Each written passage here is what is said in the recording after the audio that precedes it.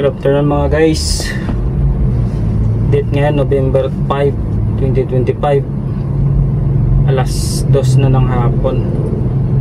Ngayon lang ako lumabas kasi madaling araw na ako nakauwi sa bahay kaninang umaga. Ngayon may first booking na ako. Mula dito Caloocan South hanggang Makati sa halagang 600 plus. Mga ganun. Kaya sige guys, nakarga ko na. De-deliver ko na sa sa Makati.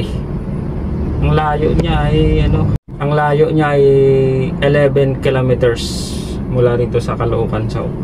Sige guys, update ko kayo mamaya pagdating doon. Tulos nakarating na ako first booking ko dito sa Makati.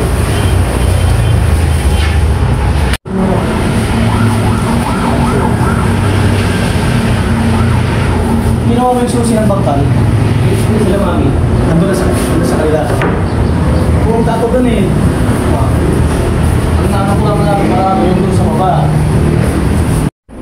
So guys, 643 yung bill ni client. Binigyan niya tayo ng 700. Ang bait ni sir. Salamat sir. Guys, nakakuha na ako ng second booking. Mula dito sa Maynila hanggang Pulyat. Ito guys, 40 bags na ganito, 1,000 kg, nasa halagang 766 guys. 40 bags na doon.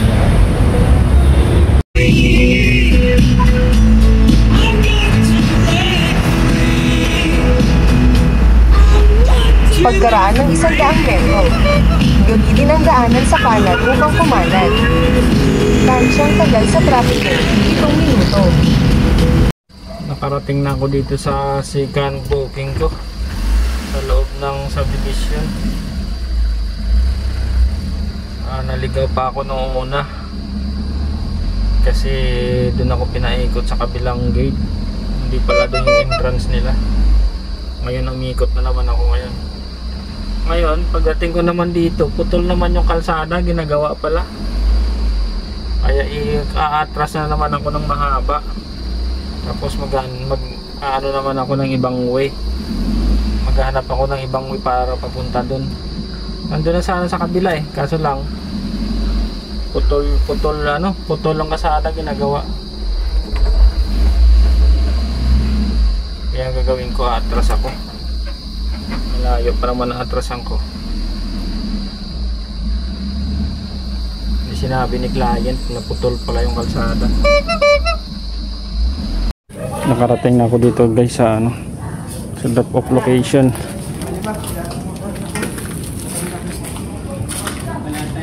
Gcash payment daw ni ma'am. Bababa na nila. 40 pieces yan na Kung kaya mo yung L3 buhatin, pwede. Tak-tak mo na lang doon. Kaso lang mabigat eh. Ay, isa-isa na lang. And guys, patapos na natin baba yung yung pang second booking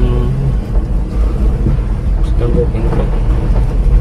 Abang naman ako pang third. Nakakuha pala ako guys ng third booking kanina.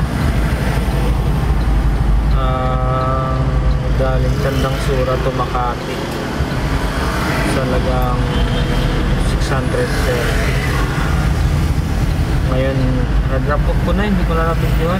Nandito ako sa SM Mega Mall, mag-aabang ako ng pang-apat ng booking.